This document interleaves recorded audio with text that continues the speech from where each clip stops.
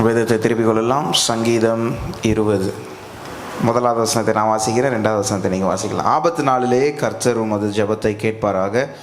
யாக்கோபின் தேவனுடைய நாமம் உமக்கு உயர்ந்த அடைக்கலமாவதாக.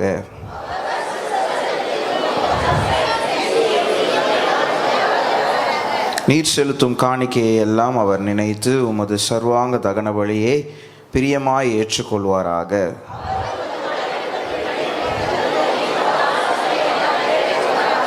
நாங்கள் உமது இரட்சிப்பிலே மகிழ்ந்து எங்கள் தேவனுடைய நாமத்திலே கொடியேற்றுவோம். உமது விடுதலையை எல்லாம் கர்த்தர் வேண்டுதலை எல்லாம் கர்த்தர் நிறைவேற்றுவாராக.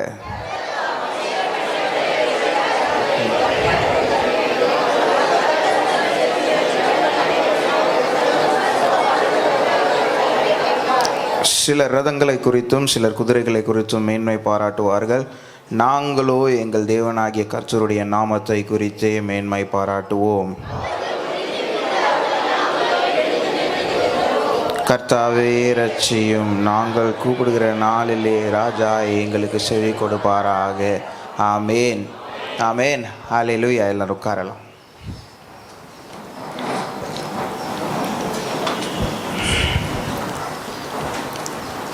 சங்கீதம் 20 நம்ம பார்க்கறது, சங்கீதம் 20 ஒரு 2 சங்கீதத்தை சேர்ந்து வைத்த ஒரு சங்கீதம். ஏன்னா முதல் 5 வசனம் மக்கள் தாவீதை நோக்கி தாவீதுக்காக ஆண்டவர்கிட்ட ஜெபம் பண்ணுகிற முதல் 5 வசனம் அந்த ஜெபம். அடுத்த உள்ள 4 வசனம் தாவீது ஆண்டவரை நோக்கி நன்றி சொல்லி ஜெபிக்கிற ஜெபமாக இருக்கிறது. ஸோ இந்த சங்கீதம் 2ஆக பிரிந்திருக்கிறது. முதல் 5 வசனம் தாவீதுக்காக மக்கள் ஜெபிக்கிறதும், அடுத்த 4 வசனம் தாவீது ஆண்டவருக்கு நேராக ஜெபம் பண்ணுறதுமா இருக்குது. நம்ம முதலாவது வசனத்திலேருந்து வாசிக்கலாம். ஆபத்து நாளிலே உமது ஜெபத்தை கேட்பாராக. யாக்கோபின் தேவனுடைய நாமம் உமக்கு உயர்ந்த அடைக்கலமாவதாக. ஆமென், ஹல்லேலூயா. எத்தனை பேருக்கு இந்த காலை வேளையில் ஆபத்து நாளில் ஆண்டவரை நோக்கி நம்ம கூப்பிடும் போது ஆண்டவர் நம்மளுடைய ஜெபத்தை கேட்கணும்னு விசுவாசிக்கிறீங்க?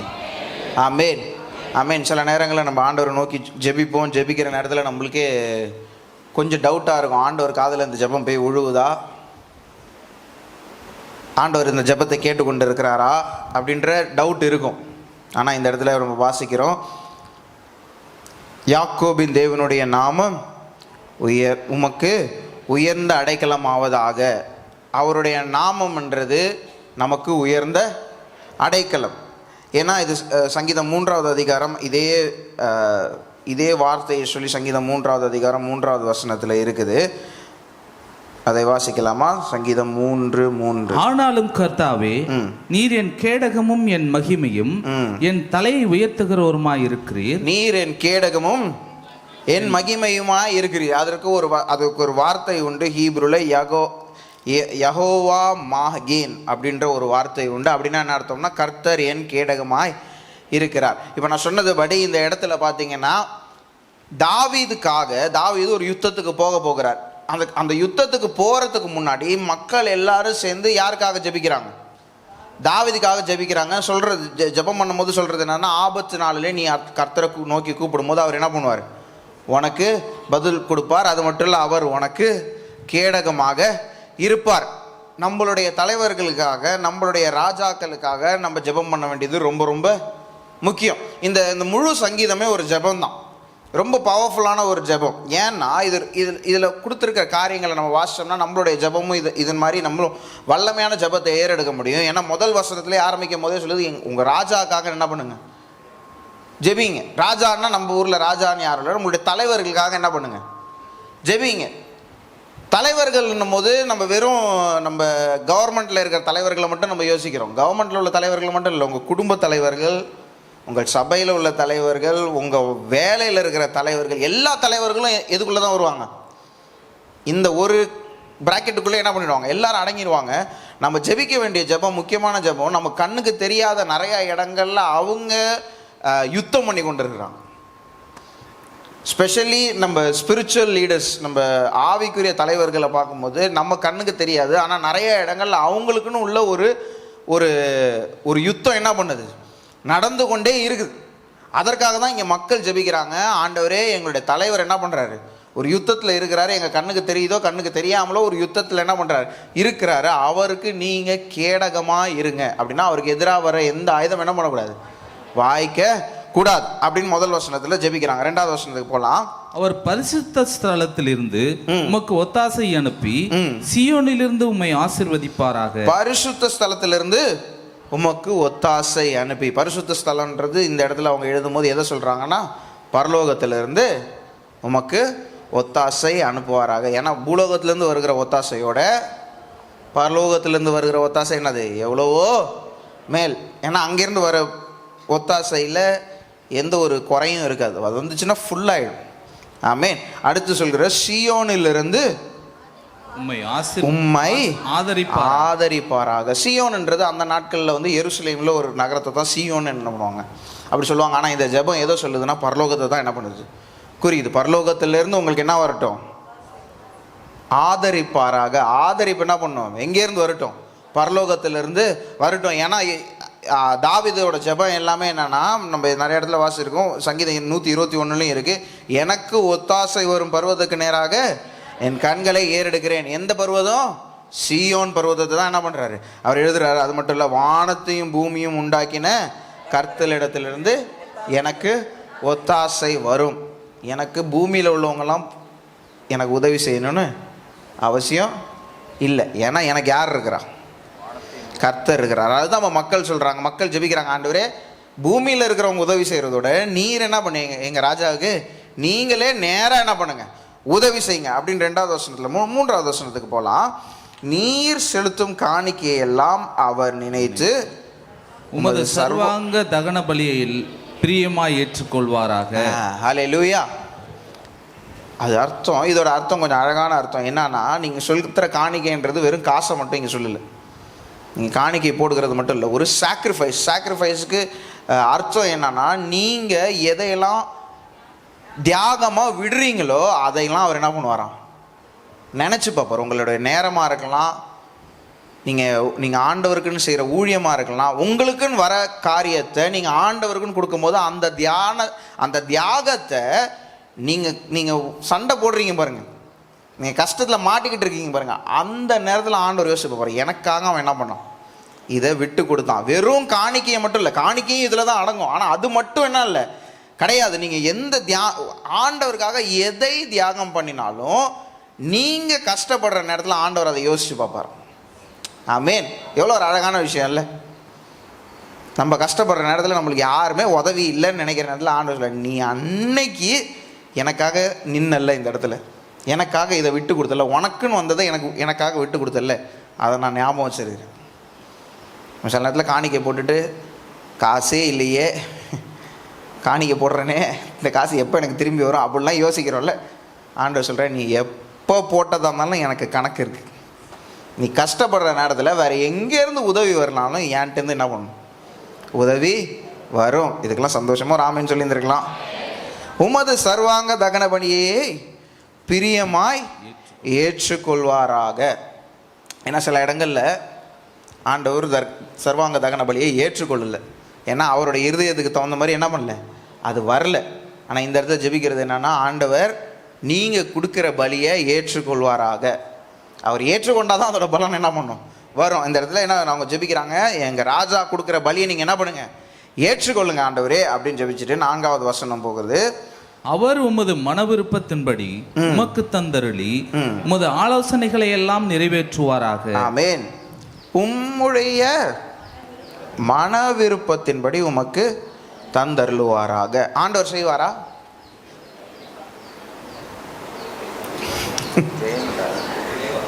உங்களுடைய மன விருப்பத்தின்படி ஆண்டவர் செய்வாரா, செய்ய மாட்டாரா? செய்வார். எப்போ செய்வார்? உங்கள் மன விருப்பமும் ஆண்டவருடைய மன விருப்பமும் ஒரே ட்ராக்ல இருந்துச்சுன்னா ஆண்டவர் என்ன பண்ணுவார், செய்வார். எனக்கு 10 வீடு வேணும் ஆண்டவரே அப்படின்னு ஜெபம் பண்ணா, அந்த மன விருப்பம் ஆண்டவர் என்ன 10 வீடு நீங்கள் உங்களுக்கு அதில் ஒரு வீடும் மீதி 9 வீடு கஷ்டப்படுறவங்களுக்கு கொடுக்குறதா இருந்தால் ஆண்டவர் என்ன பண்ணுவார், கண்டிப்பாக செய்வார். ஏன்னா அவரோட இருதயமும் உங்களோட இருதயமும் என்னவா இருக்குது, ஒன்றா போகுது. கண்டிப்பாக செய்வார். ஆண்டவரே 10 வீடு எனக்கு வேணும், 9 வீடு நான் சும்மா பூட்டி வச்சுருப்பேன், ஒரு வீட்டில் நான் வாழ்ந்துட்டு இருப்பேன் அப்படின்னம்னா என்ன பண்ண மாட்டார், கொடுக்க மாட்டார். ஏன்னா அவரோட இருதயம் அந்த இருதயம் கிடையாது. மற்றவங்களுக்கு உதவி செய்கிறது தான் அவருடைய இருதயம். சில நேரங்களில் நம்ம ஜெபிக்கிற ஜெபத்தை ஆண்டவர் கேட்டுட்டு இதெல்லாம் நான் செய்யவே மாட்டேன்றவர். ஏன்னா அவரோட இருதயமும் நம்மளோட இருதயமும் என்ன இல்லை, ஒன்றா இல்லை. ஆனால் தாவீதை பற்றி எழுதும்போது ஆண்டவர் சொல்கிறார், என் இருதயத்துக்கு ஏற்றவன். அப்படின்னா தாவீது கேட்குறது எல்லாமே ஆண்டவர் இருதயத்துக்கு என்னவா இருக்குது, ஏற்றதாக இருக்குது. இதை எப்படி நம்ம கற்றுக்க முடியும்னா, அவருடைய இருதயத்தை கற்றுக்க அவருடைய இருதயத்தை கிட்ட போக போக போக அவர் என்ன யோசிப்பாருன்னு நம்மளுக்கு தெரிய வந்துடும். ஆமென். அவர் எதை விரும்புகிறாருன்னு நமக்கு என்ன பண்ணும், தெரிய வந்துடும். ஒரு கல்யாணம், ஒரு திருமணம் நடக்குதுன்னா 2 பேருக்கும் முதல்ல என்ன, இவங்களை பற்றி அவங்களுக்கு தெரியாது, அவங்கள பற்றி என்ன பண்ணாது இவங்களுக்கு தெரியாது. ஆனால் ஒன்றா இருக்க இவங்களுக்கு இது பிடிக்கும் இது பிடிக்காதுன்னு இவங்களுக்கு என்ன பண்ணும், தெரிஞ்சிடும். தெரிஞ்சே நம்ம என்ன பண்ணுவோம், வேணும்னே என்ன பண்ணுறது, அவங்க பிடிக்காத காரியத்தை நிறைய பேர் நம்ம செய்வோம், அது வேறு. ஆனால் ஆண்டவர் என்ன பண்ணுவார், அப்படி மட்டும் ஆள் என்ன இல்லை, ஆண்டவர் கிடையாது. அவர் எது பிடிக்குமோ, அவருக்கு எது பிடிக்குமோ அதை செய்யும் போது அதற்கு உதவி செய்கிறவராக என்ன பண்ணுறாரு, இருக்கிறார். தாவீது நிறைய இடங்களில் கஷ்டமான இடத்துல போய் மாட்டுவான். ஆனால் மாட்டும் போது பார்த்தீங்கன்னா முன்னாடியே ஜெபம் பண்ணிட்டு போயிடுவான். ஆண்டவரே நான் இந்த இடத்துக்கு போகிறேன், எனக்கு இந்த இடத்துல வெற்றி கிடைக்குமா கிடைக்காதான்னு முன்னாடியே கேட்டுருவான். ஆனால் அவன் போகிற இடத்த பார்த்தீங்கன்னா அந்த இடத்துல அவனுக்கு வெற்றி கிடைக்கிறது வாய்ப்பே இல்லைன்னு இருக்கும். வெற்றி கிடைக்கிறதுக்கு என்ன இல்லை, வாய்ப்பே இல்லை. அவன் ஒரு ஆளாக போய் நிற்பான், அங்கே 200 பேர் நிற்பாங்க. ஆனால் அவன் முன்னாடியே ஜெபம் பண்ணியிருப்பான். ஆண்டவர் ஆண்டவரே நான் இங்கே போகலாமா, ஆண்டவர் சொல்ல நீ போ, நான் உனக்கு என்ன பண்ணுறேன், வெற்றியை தரேன்னு சொல்லியிருப்பார். அவன் அங்கே ஜெபத்தை கேட்டுட்டு என்ன பண்ணுவான், தைரியமாக போவான். நம்ம இப்போ என்ன பண்ணுவோம்னா நேராக போயிடுவோம், நடுவில் மாட்டிக்கிறது. மாட்டினதுக்கப்புறம் ஆண்டவரே காப்பாற்றுங்க. ஆண்டவர் முதல் நீ என்கிட்ட கேட்டு வந்தியா, இங்கே கேட்பாரா கேட்க மாட்டா, என்ன கேட்டு இந்த இடத்துல வந்தியா, உனக்கு இந்த இடத்துல என்ன இல்லை, வேலையே இல்லை, நீ எதுக்கு இந்த இடத்துக்கு வந்த, இப்போ எதுக்கு என்கிட்ட ஜெபம் பண்ணுற. ஆனால் இந்த இடத்துல பாருங்கள், இந்த வசனம் சொல்லுது, அவர் உமது மன விருப்பத்தின்படி உமக்கு தந்தருளி. நம்மளுடைய மன விருப்பத்தின்படி ஆண்டவர் நம்மளுக்கு பதில் கொடுக்க ஆரம்பிச்சாருன்னா எவ்வளோ ஒரு சந்தோஷமாக இருக்கும். அப்படின்னா நம்ம நீங்கள் உங்களோட ஜெபத்திலே நம்மளுக்கு தெரிஞ்சிடும், நம்ம ஆண்டவர் கிட்ட வரோமா ஆண்டவரோட தூரமாக போகிறோமான்றது நம்மளோட ஜெபத்தை பார்த்தாவே கண்டுபிடிச்சிடலாம்.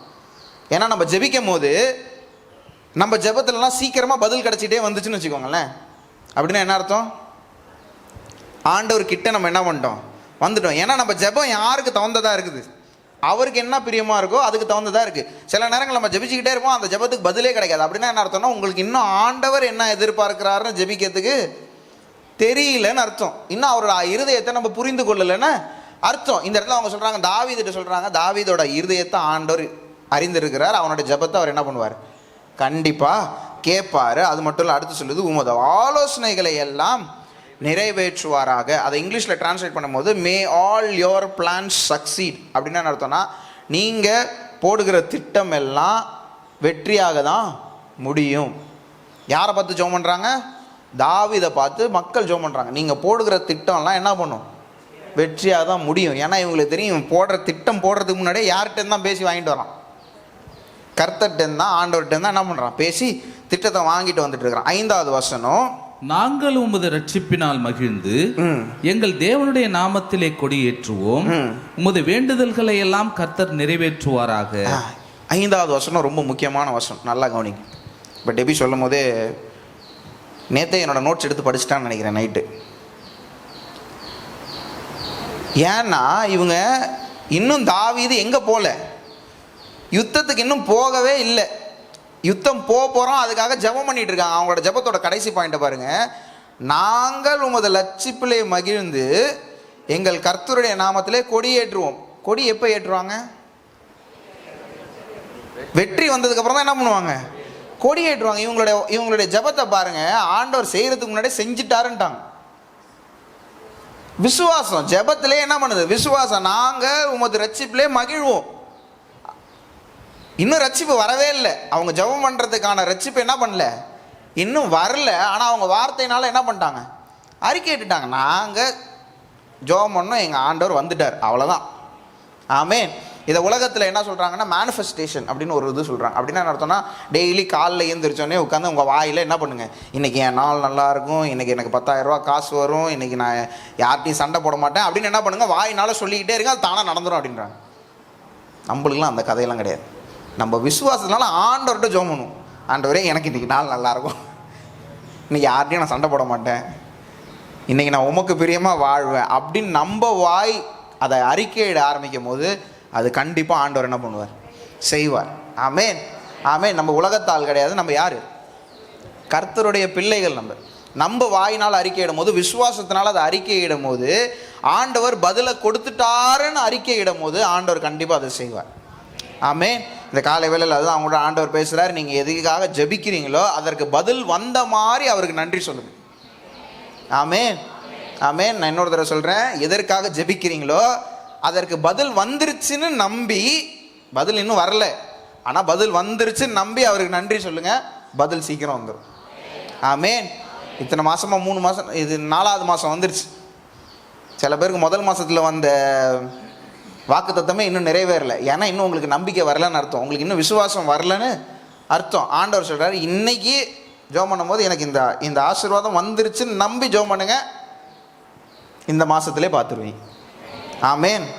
இந்த மாதம் வரை ஏப்ரல் மாதமாக இருக்குது. ஏப்ரல் 1ஆம் தேதி இன்றைக்கி ரோட்டில் போகும்போதெல்லாம் எல்லாம் ஏமாற்றுவாங்க,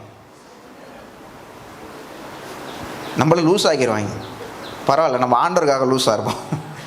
ஆமென். அந்த வசனத்தை மறுபடியும் வாசிக்கலாம். நாங்கள் உமது ரட்சிப்பினால் மகிழ்ந்து எங்கள் தேவனுடைய நாமத்திலே கொடியேற்றுவோம், உமது வேண்டுதல்களை எல்லாம் கர்த்தர் நிறைவேற்றுவாராக.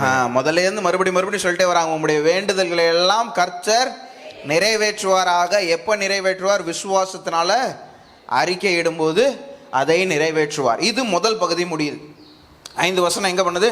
முதல் பகுதி முடியுது. 6வது வசனம் ஆரம்பிக்கும் போது இது தாவீது பாடுகிறார், கர்த்தர் தம் அபிஷேகம் பண்ணினவரை ரட்சிக்கிறார் என்பதை இப்பொழுது அறிந்திருக்கிறேன். இது எப்போ எழுதுறாரு? அந்த யுத்தத்துக்கு போனாங்கல்ல, யுத்தத்துக்கு போகிறதுக்கு முன்னாடி 5 வசனம் என்ன பண்ணாங்க, எழுதுனாங்க. யுத்தத்தை முடிச்சுட்டு வந்துட்டார். இப்போ வந்தோடனே இவர் நன்றி ஜெபமாக பண்ணுறாரு. சொல்கிறாரு, கர்த்தர் தம் அபிஷேகம் பண்ணினவரை ரட்சிக்கிறார் என்பதை இப்பொழுது அறிந்திருக்கிறேன். ஏன்னா அவர் கண்ணு பார்த்துருச்சு. ஏன்னா அவர் போன இடத்துல அவர் என்ன பண்ணிட்டாரு, ஒரு வெற்றியை அடைஞ்சிட்டார். இப்போ சொல்கிறார், ஆண்டவரே எனக்கு நீங்கள் அபிஷேகம் கொடுத்தீங்க, அது மட்டும் இல்லை, நீங்கள் அபிஷேகம் கொடுத்ததுனால என்ன பாதுகாத்துட்டீங்க. ஆமென். இது இந்த நேரத்தில் நம்ம தாவீதோட நாட்களில் பார்க்கும்போது எல்லா ராஜாவோட தலையிலும் என்ன பண்ணுவாங்க, எண்ணெயினால் அபிஷேகிப்பாங்க. அது பழைய ஏற்பாடு. புதிய ஏற்பாட்டில் நீங்கள் என்னைக்கு ஆண்டவரை ஏற்றுக்கொள்கிறீங்களோ, என்னைக்கு இயேசு உங்களுடைய இருதயத்தில் அவர் தான் நம்மளுடைய சொந்த இரட்சகர்னு ஏற்றுக்கொள்கிறோமோ, அப்போயே இயேசு என்ன பண்ணுறாரு, பரிசுத்த ஆவியானவரையும் நம்மளுக்கு என்ன பண்ணுறாரு, கொடுக்குறார். அப்படின்னா என்ன அர்த்தம்னா, நீங்களும் நானும் தான் அபிஷேகம் பண்ணப்பட்டவர்கள். ஆமென். அது கூட சொல்ல மாட்டீங்களே. ஆமென். அப்போ அபிஷேகம் பண்ணப்பட்டவர்களை பாதுகாக்கிறது யாரோட வேலை? அவருடைய வேலை. ஏன்னா நம்ம போக்கையில் வரதுல நம்மளை பாதுகாக்கிறது ரொம்ப ரொம்ப முக்கியம். நீங்கள் அபிஷேகம் பண்ணப்பட்டவர்களாம் உங்களுக்கு எதிராக வரும்போது ஆண்டவர் உங்களை பாதுகாப்பார். ஆமென். அதை விசுவாசமாக சொல்லுங்களேன். ஆமென், ஆமென். தமது வலது கரம் செய்யும் ரட்சிப்பின் வல்லமைகளை காண்பித்து தமது பரிசுத்த வானத்திலிருந்து அவருடைய ஜெபத்தை கேட்பார். இதில் சொல்கிற ஒரு ஸ்பெசிஃபிக் பாயிண்ட் ரொம்ப அழகாக இருக்குது. தமது வலது கரம் செய்யும் ரட்சிப்பின் வல்லமைகளை காண்பித்து. யூஸ்வலாக பார்த்தீங்கன்னா ஜென்ரல் பாப்புலேஷனில் மோர் தென் 80%, 80% மேலே எல்லாருமே ரைட் ஹேண்டர்ஸ் தான். உங்களை எல்லாரையும் எத்தனை பேர் ரைட்டால் எழுதுவீங்க, லெஃப்டால் எழுதுவீங்க கேட்டிங்கன்னா, இங்கே உள்ளவங்களில் பார்த்தீங்கன்னா யாராவது 1-2 பேர் நேச்சுரலாக லெஃப்டாக எழுதுகிறவங்களா இருப்பீங்க. யாராவது இருக்கிறீங்களா லெஃப்டில் எழுதுகிறவங்க? 1-2 பேர் கூட இல்லையா? எல்லாருமே எந்த கையில் தான் எழுதுவோம்? யூஸ்வலாக எனக்கு சின்ன வயசில், எனக்கும் சரி அப்பாவுக்கும் சரி, சின்ன வயசுலேருந்து எங்களுக்கு ஸ்ட்ராங் ஹேண்ட் வந்து லெஃப்ட் ஹேண்டு தான். ஆனால் நம்ம ஊர் கணக்குப்படி எல்லோரும் ரைட்டில் தான் எழுதணுன்றதுல சின்ன வயசுலேருந்தே ரைட்டு எழுதி பழகியாச்சு. எனக்கு இப்பயுமே ஏதாவது டக்குன்னு ஏதாவது எடுக்கணும்னா எனக்கு ஃபஸ்ட்டு எனக்கு லெஃப்ட் கை தான் வரும். எனக்கு ரைட்டு கை அவ்வளோ சீக்கிரத்தில் வராது. ஆனால் எல்லாரும் பண்ணுறதை பார்த்து நான் என்ன பண்ணிட்டேன், ரைட்டில் பழகிட்டேன். இப்போ ஆக்சுவலாக பார்த்தீங்கன்னா என்னுடைய ஃபாஸ்ட்டான ஹேண்டு லெஃப்ட்டு, ஆனால் ஸ்ட்ரென்த் உள்ள ஹேண்டு என்னது, ரைட்டு தான். ஏன்னா நான் பழகிட்டேன். இப்போ இந்த இடத்துல சொல்கிறது என்னென்னா, ஆண்டவர் தம்முடைய ரைட் ஹேண்டில் என்ன பண்ணுவாராம், பிடிக்கல, அவரோட வல்லமையை காட்டி என்ன பண்ணார், காப்பாற்றினார். ஒரு அழகான விஷயம் இல்லை? அடுத்தது அப்படியே கண்டினியூ பண்ணுவோம். தமது வலது கரம் செய்யும் ரட்சிப்பின் வல்லமைகளை காண்பித்து தமது பரிசுத்த வானத்திலிருந்து அவருடைய ஜெபத்தை கேட்பார். ஏன்னா முதலாவது வசனத்தை 2வது வசனத்தை ஜெபிச்சாங்கல்ல, எங்கேருந்து ஜெபத்தை கேளுங்க? பரிசுத்த ஸ்தலத்திலிருந்து, சீயோனிலிருந்து அவருக்கு பதில் கொடுங்கன்னு சொன்ன ஜெபத்துக்கு இங்கே என்ன வந்துருச்சு? பதில் வந்துருச்சு. அந்த பதில் சொல்லுது, அவர் என்ன பண்ணுறாராம், அங்கேருந்து இங்கே பதில் அனுப்பிட்டார். நம்ம யோசிக்கிறோம் சில நேரத்தில், நம்ம ஜெபம் பண்ணுறோமே, அந்த ஜெபத்துக்கு என்னைக்கு தான் நம்ம பதில் பார்க்குறது? விசுவாசத்தோடு ஜெபிக்கும் போது சீக்கிரத்தில் அந்த ஜெபத்தோட பதில் என்ன பண்ணிடும்? வந்துடும். இந்த இடத்துல அவருக்கு அதுக்குள்ளே என்ன பண்ணிடுச்சு?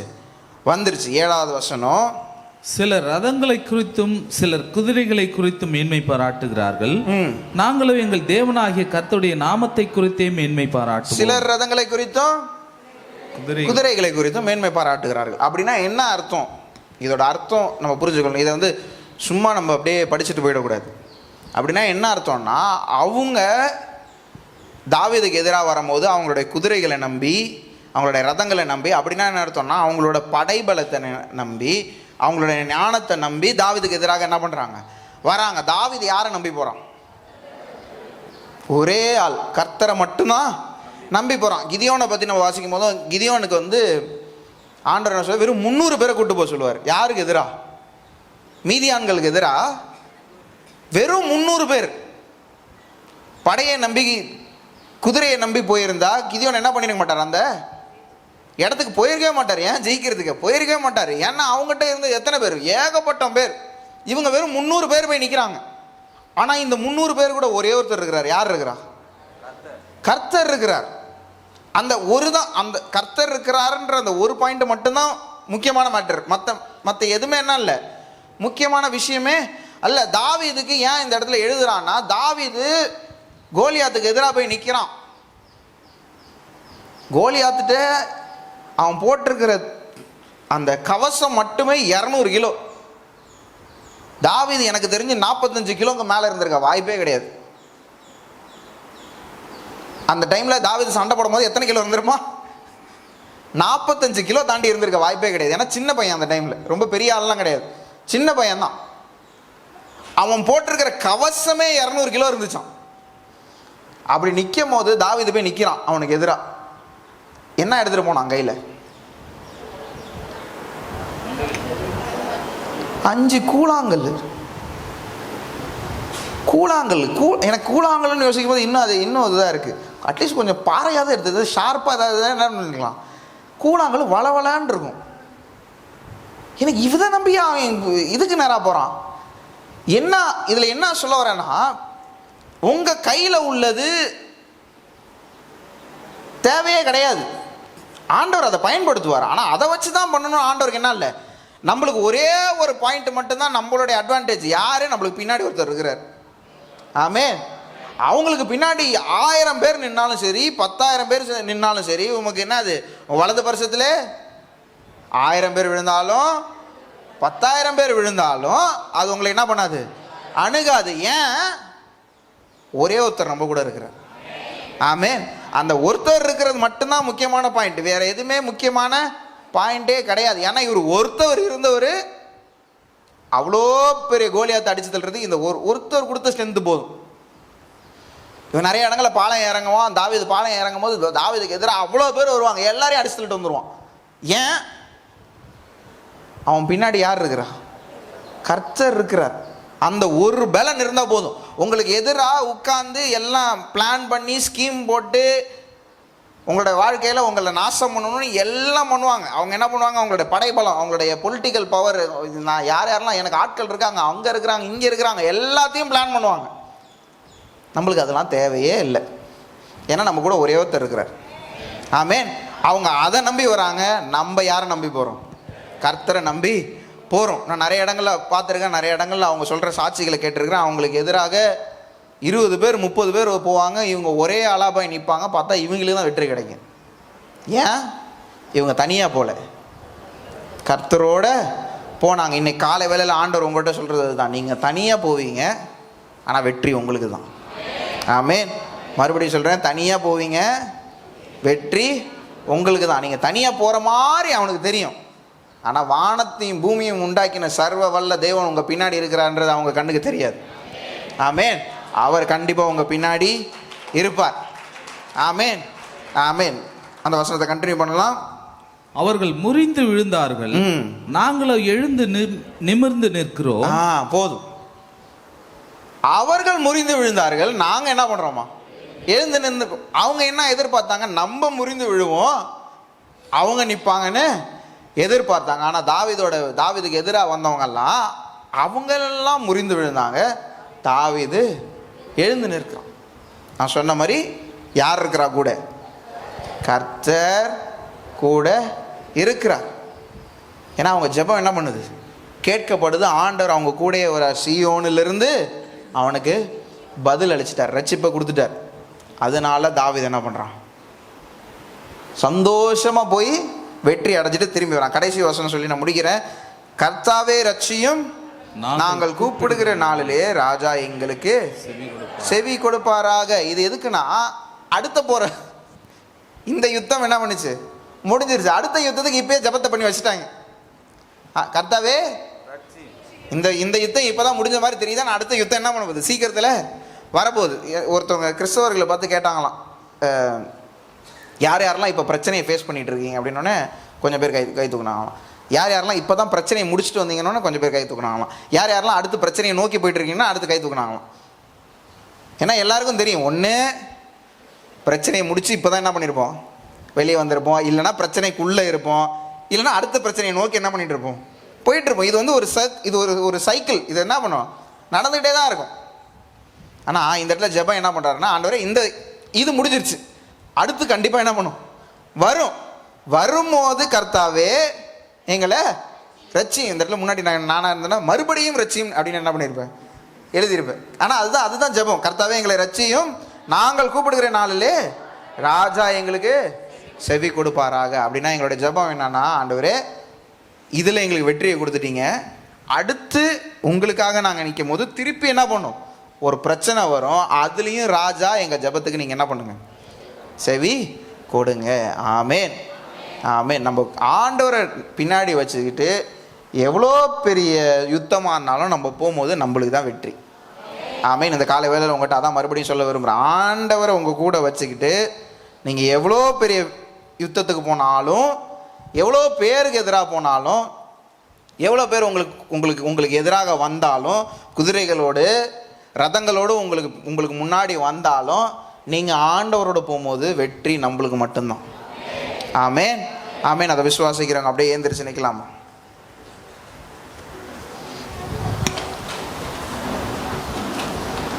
அப்படியே கண்கள் மூடி ஆண்டவரை நோக்கி சொல்லுங்களேன், ஆண்டவரே எங்களுடைய ஜெபத்தை கேளுங்க. சீயோனிலிருந்து ஆண்டவரே எங்களுக்கு நீர் பதிலை தரும்படியாக நாங்கள் ஜெபிக்கிறோம். அப்பா, இந்த காலை வேளையில் ஆண்டவரே உங்களுடைய சமூகத்தில் நாங்கள் வந்திருக்கிறோம். ஆண்டவரே எங்களை ஜெபத்தை கேட்டு விட்டீர்ன்றதற்காக உமக்கு நாங்கள் நன்றி செலுத்துகிறோம். பதில் நாங்கள் இன்னும் எங்கள் கண்களால் பார்க்கலாம், ஆனால் பதில் வந்துருச்சு ஆண்டவரே. இந்த பதில் வந்ததற்காக உமக்கு நாங்கள் நன்றி செலுத்துகிறோம். ஆண்டவரே நீர் எங்களை பாதுகாக்கிறதற்காக உமக்கு நாங்கள் நன்றி செலுத்துகிறோம். உமக்காக நாங்கள் நிற்கிற இடத்துல எங்களுக்கு நீங்கள் ஒரு விடுதலையும் ஒரு வெற்றியும் கொடுக்கறதற்காக உமக்கு நாங்கள் நன்றி செலுத்துகிறோம். ஆண்டவரே அடுத்த போக போகிற பிரச்சனையை நாங்கள் பார்க்கும்போது அந்த பிரச்சனையிலிருந்து எங்களை நீ ரட்சிப்பீராகப்பா. உமக்கு நாங்கள் நன்றி செலுத்துகிறோம். இந்த காலை வேளையில் ஆண்டவரே எங்களோட பேசி ஆண்டவரே இந்த காலை வேளையில் எங்களை தைரியப்படுத்தினதற்காக உமக்கு நாங்கள் நன்றி செலுத்துகிறோம். ஆண்டவரே எங்களுக்கு எதிராக எவ்வளோ பேர் வந்தாலும் சரி, எவ்வளோ பேர் எங்களுக்கு எதிராக பாலம் இறங்கினாலும் சரி, ஆண்டவரே அது ஒருபோதும் எங்களை சேதப்படுத்தாது ஆண்டவரே. ஏன்னா நீர் எங்களோடு கூட இருக்கிறீர். உம்முடைய கோலும் உம்முடைய தடியும் எங்களை தேற்றட்டும். ஹல்லேலூயா. உமக்கு நாங்கள் நன்றி செலுத்துகிறோம் அப்பா. எங்களுக்கு நீ தரப்போகிற வெற்றிகளை நினைத்து நாங்கள் நன்றி செலுத்துகிறோம். எங்களோட கூட இருந்து பெரிய காரியத்தை செய்ய போகிறதற்காக உமக்கு நாங்கள் நன்றி செலுத்துகிறோம் அப்பா. உமக்கு நன்றி. இயேசுவின் நாமத்தில் கேட்கிறோம் நல்ல பிதாவே, ஆமென். எல்லாரும் சேர்ந்து சொல்லலாமா? என் ஆத்துமாவே கர்த்தரை ஸ்தோத்திரி, என் முழு உள்ளமே அவருடைய பரிசுத்த நாமத்தை ஸ்தோத்திரி. என் ஆத்துமாவே கர்த்தரை ஸ்தோத்திரி, அவர் செய்த சகல உபகாரங்களையும் மறவாதே. கர்த்தராகிய இயேசு கிறிஸ்துவின் கிருபையும் பிதாவாகிய தேவனுடைய அன்பும் பரிசுத்த ஆவியானவருடைய நிர்ணயிக்கும் நம் அனைவரோடும் உலகில் உள்ள எல்லா பரிசுத்தவான்களோடும் அவர் வருகை மட்டும் என்றென்றும் நிலைத்திருப்பதாக. ஆமென், ஆமென், ஆமென், ஆமென். ஹல்லேலூயா. ஸ்தோத்திரம். சீயோனிலிருந்து கர்த்தர் உங்களை ரட்சிப்பாராக. ஆமென், ஆமென், ஆமென்.